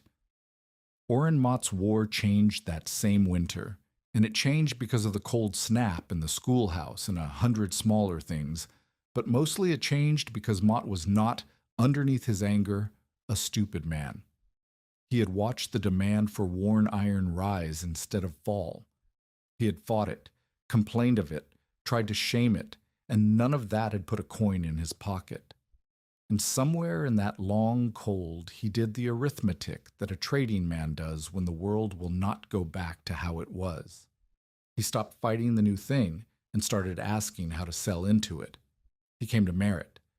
It cost him to do it, and it showed on his face, but he came, and he did not apologize, and Merritt did not ask him to. "Folks want rings for these heat banks of yours," Mott said stiff. "But they want the right rings. They come to me, and I don't know a good one from a cracked one from a ring that'll fail them in the night. You do." He got the rest of it out like a man passing a stone. "What am I looking for when I sort them? What makes one worth selling and one worth throwing back?" Merritt could have made him ask twice. He could have named the smithy and the mud and the laughter, the wheel graveyard, planning to roll the barn south for winter. He did not. He told the man plainly what to look for. The sound a sound ring makes when you strike it. The look of an old weld. The sizes that banked well and the ones that didn't. The same 3-part truth he told everyone in the right order, holding nothing back. Mott listened and nodded and left without a word of thanks. But he began to sort his iron by condition after that, setting the sound rings apart from the scrap, selling the good ones for what they were now worth. He was making money off Merritt's method instead of losing it, and a man who is making money off your idea has stopped needing you to fail. It was not friendship. Merritt would not have called it that, and Mott would sooner have eaten his own hat than call it that. But the war was over, even if the peace had no name yet, and something else still hung unsettled between them, some last accounting that neither man had reached. Merritt Vale was 19 years old, and he was no longer the freezing boy at the barn door watching a deputy's wagon disappear. He apprenticed part-time in Bellamy's shop now and worked the railroad besides. And Della was well and in school and reading everything she could get. And the little room in the Ryland barn had been rebuilt into something a man was not ashamed of. People rode out to fetch him when the cold came and the iron failed. Bellamy called him a knowing man, which from Bellamy was near to knighthood. He had a fireman's wrench in his coat that had opened 1,000 firebox doors, and he had a method that carried his name across the county, taught carefully, refused where it wasn't safe. But Cyrus was gone east and would not come back. Orr and Mott had stopped fighting him, but had never once said the thing that stood between them, and Merritt himself did not yet know what a life was supposed to become, once you had survived the thing you thought would kill you. What a boy who had learned only how not to freeze was meant to do with all the years that came after the cold, he would find out. But not yet, and not alone. Though he did not know that either, standing in the shop that winter with the anvil ringing under his hand and the whole rest of his life still ahead of him, unbuilt. By the time Merritt Vale was 25, a hard winter in Beetle County looked different than it had the year the deputy left 2 children at the Ryland barn. You could see it best on the worst days. When a deep cold settled in and held, the poorer households and the small workshops out at the edges of town no longer simply endured it the way a man endures a beating. Word had spread and been carried and copied, and now, behind a dozen kitchen stoves and a handful of shop forges, there stood mass wagon iron where a man could get it, but also heavy stove plate, flat field stones, stacked brick, whatever a body could arrange with clearance around a properly vented fire. None of it was Merritt's barn contraption reproduced. That had never been the point, and he had stopped even trying to explain the barn as a thing to copy. What had spread was the idea under the barn. Reduce the space you ask a fire to warm, give the smoke a clean way out, and store part of the heat in something heavy so the fire's short work lasts into the long cold hours after. Merritt's own days were a smith's days. He worked out of a corner of Bellamy's shop that had become, without anyone quite deciding it, his own. And he did the ordinary iron work of a wagon-dependent county, resetting tires, mending hardware, forging the pieces that broke, and folded into that steady trade was the other thing, the heat work, which came in a rush every autumn and never fully stopped through the winter. A widow needed her one warm room made warmer and safer. A homesteader 8 miles out wanted to know how to keep a lambing shed above freezing without burning through a woodpile he could not spare. A storekeeper's back room stayed cold no matter how he stoked it, and Merritt would ride out and find the trouble was never the fire. It was always the same 3 things. Too much space, a bad draft, no mass to hold what the fire made. He fixed them in that order. He had learned to, and the county had learned to send for him. He took an apprentice that year, a quiet boy named Petrus Andal, 16, from a Norwegian family out past the river who had lost most of a wheat crop and needed the boy earning. Merritt saw something in him he recognized, a habit of watching a thing work before touching it, and took him on. The first lesson Merritt taught Petrus was the same first lesson he taught every man who came asking, and he taught it in the same order, because the order was the whole of it. You want to start with the iron, Merritt said. The day Petrus wanted to help a neighbor build a heat bank and came in full of the metal, how much, what kind, how to stack it. Everybody starts with the iron. The iron's the easy part and the least of it. Show me the room first. He walked Petrus through it the way Cyrus had once walked him. Make the shelter smaller. Give the smoke somewhere to go. Then, last, add the math. He made the boy say it back until the order sat in him and would not come apart. And he told Petrus the things Cyrus had made him understand in an argument years gone, the thing that had cost the two of them a sore week, that a man who teaches a method is answerable for the copies, and that the answer to a family you could not reach is never a family you reached wrong. Petrus learned it, and Petrus, in his turn, would build safe ones for the Norwegian families past the river, who trusted a Norwegian boy sooner than they trusted the town. And that was how it spread, not from one man, but hand to hand, each set of hands answerable for its own work. The schoolmaster out east had copied the baffle and stone patch Merritt rigged that cold week and taught it to two other country schools. Joel Keene, who kept the big livery now, built heat banks into the stalls so the stock came through the winter sound. Even Mrs. Hallbrook's small, safe version, the one Merritt had held back to almost nothing, had been looked at and copied down the row of small houses where the widows lived. None of them called it the Vale method. It did not have a name. That suited Merritt. A thing with a name gets defended and gets sold and gets built wrong by men in a hurry to own it. A thing without a name just gets used. Orrin Mott's reckoning came in the 5th winter after the blizzard, and it came the way the frontier settled most accounts, through a storm and a roof. Mott had a wagon shed behind his yard, where he kept his sorted iron and his tools and the bundled hardware he traded, and one night in a heavy wet blizzard, the shed's roof gave way under the weight, half of it caving in, timbers and snow and iron all down together in the dark. Mott stood to lose the tools and stock a man builds a trade on over 20 years, and he could not clear it alone before the next storm came in behind it and buried the rest. He sent for Bellamy, and Bellamy, being Bellamy, brought Merritt. There was a moment when the three men stood at the wreck of the shed in the gray cold, and nobody said anything, and the old thing hung in the air between Mott and the man who had once been the orphan boy dragging tires through his mud.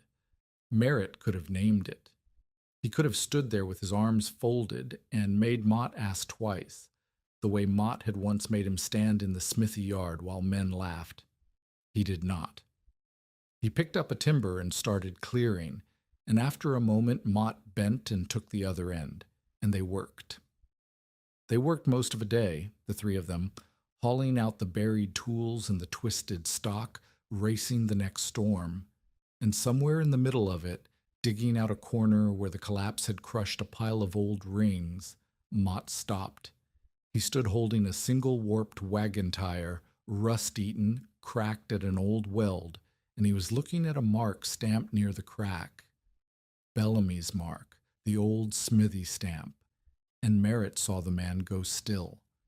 It was one of the very rings, one of the ruined ones from the discard heap from the year of the barn, the kind Mott had told Bellamy the orphan boy was carrying off as if it were garbage. It had gone round somehow in the trade and come back to Mott's own shed to be crushed under a fallen roof, and here it was in the man's hands. Mott looked at it a long moment. Then he looked at Merritt, and his face was not angry, and it was not proud, and it was something a hard man's face does not often do in front of other men. He held the ring out. "You want it?" Mott said. That was all. 3 words. But Merritt understood everything that was folded into them, the whole of it, the mud and the laughing and the war over the iron and the years since, offered back to him in a cracked, rusted ring that a man was finally, without a word of apology, trying to give. "No," Merritt said. He said it gently. "Put it back to work." And Mott, after a moment, set the ring aside with the sound iron, the salvageable stock, instead of throwing it on the scrap for the foundry. And that was the whole of the conversion. And it needed no more than that, because a man who will put a ring back to work has stopped being your enemy, whatever he calls it. After that winter, Mott sorted his rings by condition the way Merritt had taught him, and he sold the good ones for what they were now worth. And the badly distorted ones, the ones no heat bank should trust, he began setting aside at no charge for Bellamy's shop, for the experimental work, for the boys learning the trade. He never said why. Merritt never asked. Some piece does not want its terms spoken aloud, and speaking them would only spoil it. He met Cora Ames over a column of figures that did not add up. Bellamy had never been a man for accounts, and as the shop's work grew, Merritt's heat trade folded in with the ordinary smithing. The books grew beyond what the old man could keep in his head and the backs of envelopes. So he hired the accounting done, and the one who came to do it was Cora Ames, 24, sharp-eyed, the daughter of a Huron merchant who kept books for half a dozen concerns in town because she was better at it than any man they could have hired, and cheap. Besides being a woman. She found the error in an afternoon. It was in Merritt's own reckoning, the heat work, where he charged folks little or nothing and kept his tally loose, and where an autumn's worth of odd trades and half payments had tangled into a knot no one had bothered to pull straight. She did not scold him for it, which he half expected. She laid the ledger open between them and walked him through where it had gone wrong, and then she stopped, and she was looking not at the money but at the margins, where Merritt had kept in his cramped pencil hand the other kind of accounts, the ones that mattered to him. Firing times, outside temperatures, the number of rings in a given bank against the hours it held its heat. Years of it jotted alongside the money he never troubled to total, a whole private science kept in the white space of a smith's account book. "These are careful," Cora said. She tapped the columns of temperatures. "This is more careful than the money. You keep good books, Mr. Vale. You just keep them on the wrong thing." Merritt looked at her looking at his numbers, and he understood that she had read, in a column of firing times, exactly what the thing was, not scrap, not a trick, but a man measuring the world so he would not have to trust it. It was the first time anyone but Della had looked at those margins and seen what was in them. "They're the accounts that keep people alive," he said. "The money only keeps the shop open." "Then we'll keep both," Cora said, "and keep them straight." And something was decided in that sentence that neither of them named for a good while yet. It grew the way good things grow between working people, through the work. She kept the shop's books, and then she kept his, the money accounts, and in time, the other accounts too, copying his tangled pencil margins into a clean-bound ledger where the years of firing times and temperatures could be found and compared, a record instead of a scatter. She had a mind for pattern that his did not. She could look down a winter's columns and tell him a thing about which banks held and which failed that he had felt but never seen laid out. He had the hands and the eye for the iron. She had the order that turned a man's scattered knowing into something that could be handed on. They were, Bellamy said once, watching them argue amiably over a column, two halves of the same careful person. They married the spring Merritt was 27. It was a small wedding. Della stood up with them, 16 now and near as tall as her brother, and Joel Keene came, and Bellamy, gone gray and slow, but still ringing the anvil, and even Orrin Mott came and stood at the back and left without a word, which from Mott was a gift wrapped in silence. The years after that are the kind a story steps through lightly, because they were good years, and good years do not make good telling. 2 children came, a boy and then a girl, And Merritt built the warmest small rooms in the county for his own family and would let no one tease him about the care he took with clearance and draft in his own house. He never lost the caution. A man who has felt the cold pull heat out of a room faster than he can put it in does not ever stop respecting the cold. The shop grew, and then it was Merritt's shop, the old blacksmith having handed it down the way Cyrus had handed down the wrench, quiet, without ceremony, because that was how such things passed between men who did the work. Bellamy lived on into old age in a chair by Merritt's forge, warm, telling anyone who would listen that he had once told the Vale boy those tires would never make a stove, and that he had never in his life been so glad to be right in the wrong way. Cyrus Weller died east, 4 years after he left, of the winters finally catching up with a fireman's worn-out body. The letter came from the daughter. It said he had been comfortable at the end and warm in a house his son-in-law had built tight and small in the rooms that mattered, and that near the end he had told his grandsons a great deal about fires and drafts and the storing of heat, so that the old man's knowing had gone forward into children who had never seen a locomotive firebox and never would.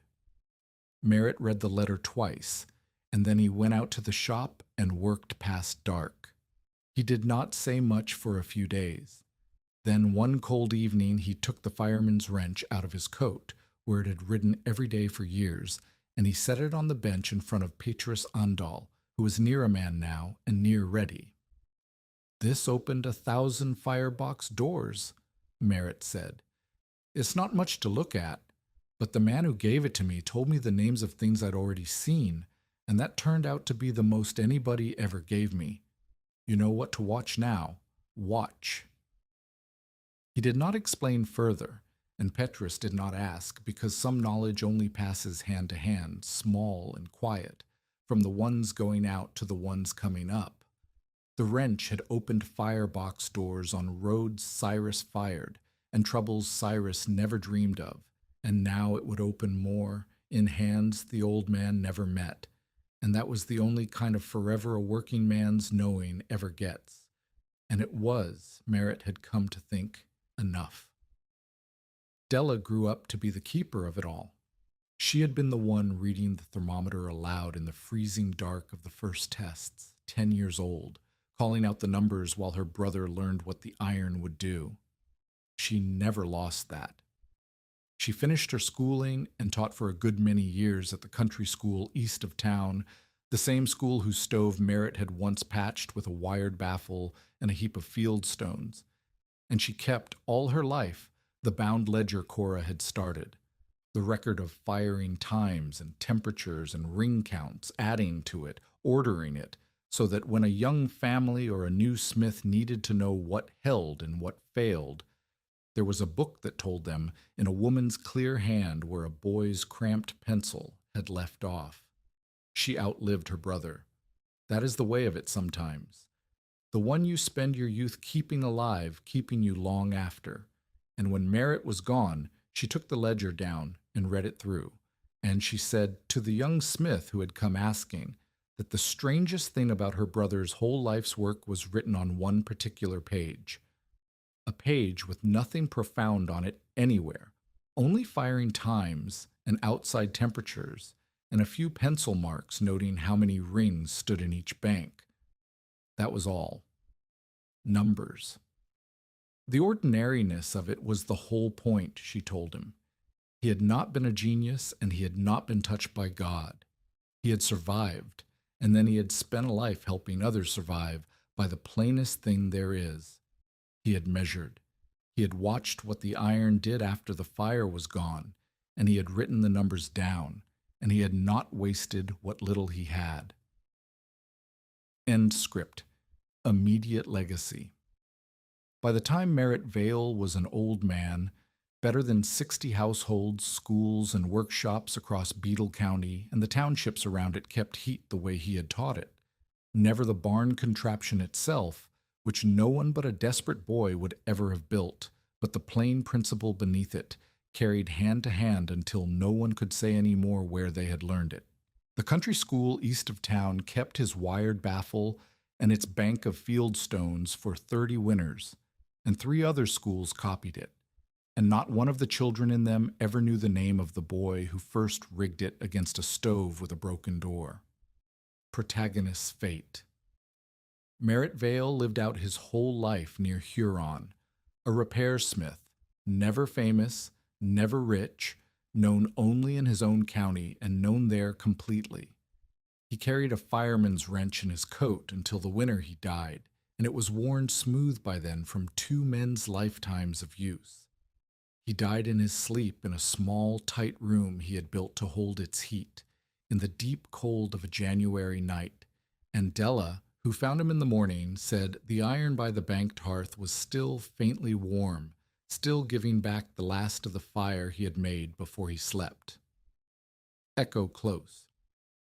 It had begun on the 12th of January in the year 1888, when the temperature fell toward 40 below in a single afternoon, and a storm buried the plain and took the lives of the unsheltered, and a 17-year-old boy kept a sick sister and a half-frozen stranger above the freezing line in a hay barn with a heap of iron the whole town had laughed at.